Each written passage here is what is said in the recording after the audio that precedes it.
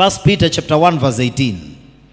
For as much as ye know that ye were not redeemed with corruptible things as silver and gold from your vain conversation received by tradition from your fathers, but with the precious blood of Christ, as of a lamb without spot. Hebu turudie hapo verse 18 kwa New King James.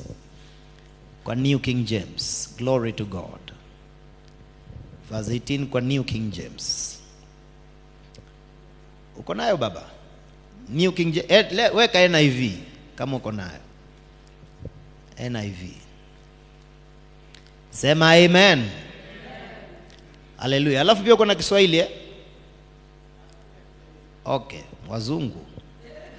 Hamna tatizo. NIV. Hallelujah. Hebu geukia mwenzako mwambie tumekombolewa. For you know that it was not with perishable things such as silver or gold that you were redeemed from the empty way of life handed down to you from your forefathers. Next verse, please. But with the precious blood of Christ, a lamb without blemish or defect. Say amen. Turudishe hapo verse 18 kwa hiyo verse tu. Amen. Hii inakupatia ukweli fulani ya kwamba there is a useless way of life that was handed down to us from our forefathers.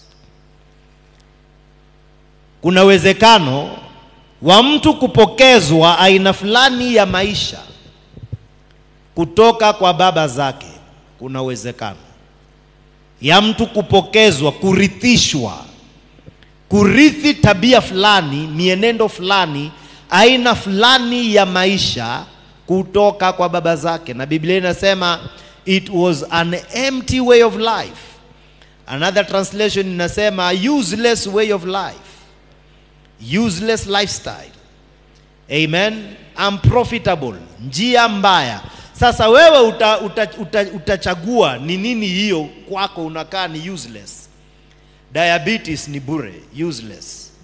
Cancer pia vile vile. Whatever could be handed down from your forefathers. Umaskini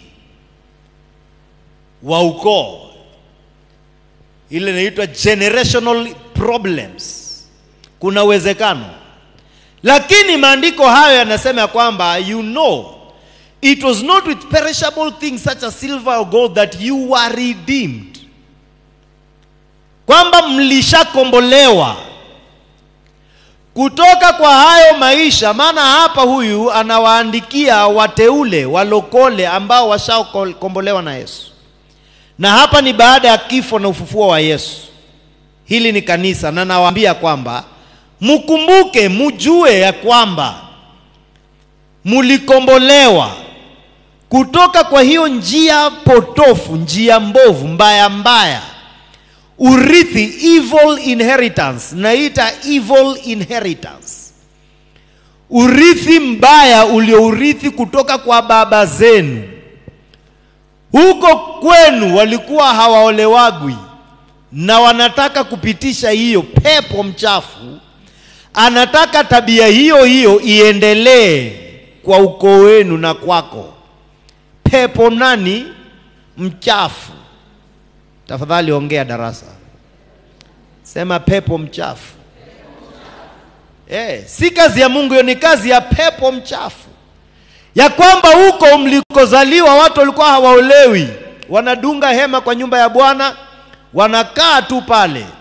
Wengine ndoa zao zinavunjika, hakuna raha. Ukiangalia anti ilisambaratika, ya anti yake pia ilisambaratika. Pepo anataka arithishe hiyo, aendeleze hiyo anataka. Lakini maandiko yanatuonyesha kwamba mulikombolewa kutoka kwa hiyo. Amen.